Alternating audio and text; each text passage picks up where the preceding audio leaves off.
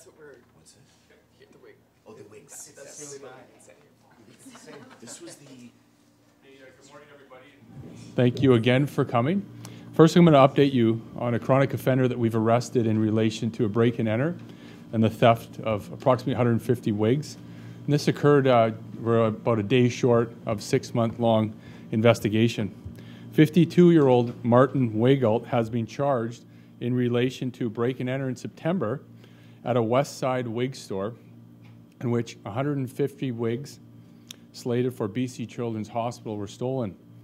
On September 7th, just after 3:30 a.m., Weigelt allegedly broke into Eva and Company Wigs at 950 West Broadway and made off with approximately 150 wigs made from human hair. Many of the wigs were supposed to go to cancer patients. 66 of the stolen wigs have been recovered by the VPD. Weigelt, considered one of the city's most prolific property offenders, was arrested today and remains in custody.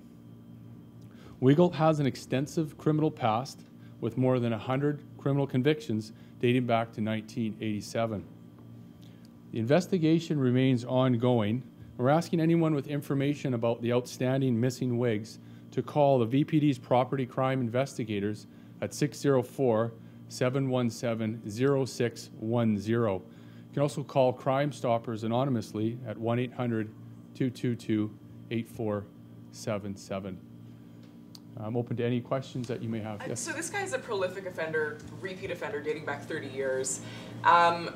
Lots of questions, I guess, from our end on this, but was he one of the first? We know that he's very skilled when it comes to targeting items of value, when it comes to property theft.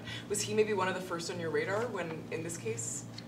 Well, I know our investigators worked very diligently on this case, and this involved DNA evidence. This involved a lot of video canvassing, quite an extensive investigation. So a lot of praise goes to our investigators that worked very hard to bring this case forward to Crown Counsel, who has approved criminal charges just recently. So I can't say whether or not he was one of the first on the list or not, but we have to follow the evidence.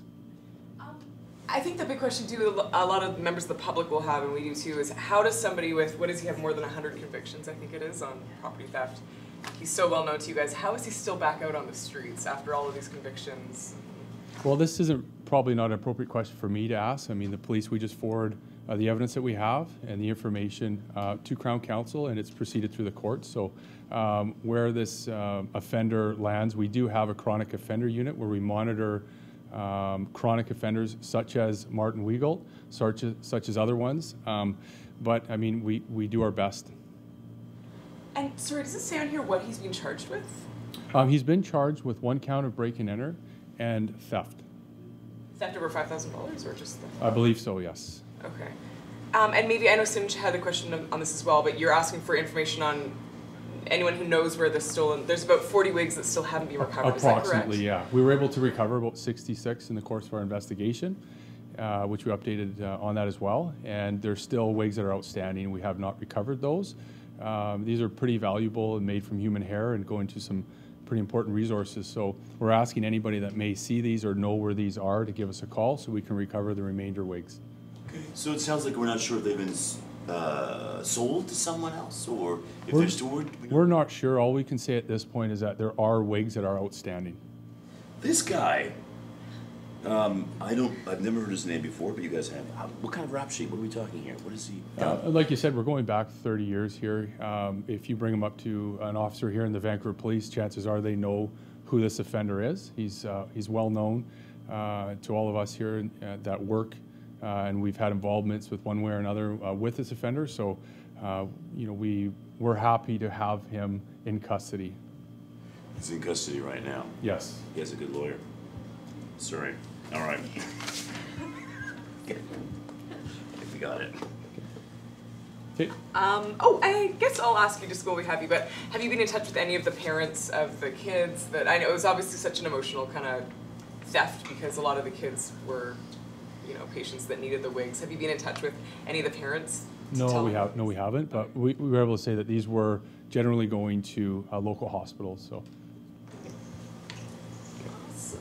Okay, thank you. Do you want to do number 2 there? Number 2, we're just going to pause momentarily.